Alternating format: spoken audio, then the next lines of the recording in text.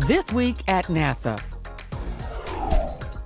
Two historic milestones have been marked at the Kennedy Space Center: the arrival of the Space Shuttle program's final external fuel tank and the departure of the program's final solid rocket boosters from the assembly and refurbishment facility.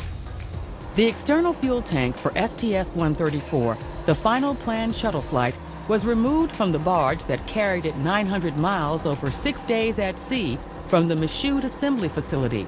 STS-134 is scheduled for launch next February.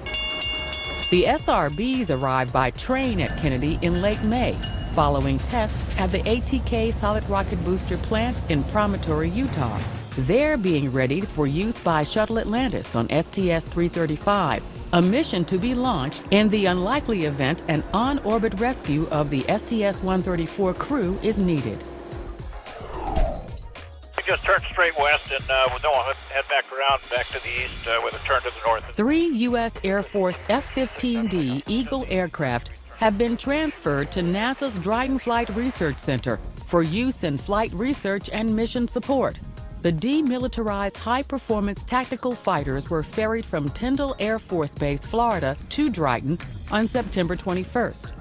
One will be dedicated to aeronautical research missions, replacing Dryden's aging F-15B research testbed aircraft. A second F-15D will be used for operational support, while the third will be a source of spare parts for the other two.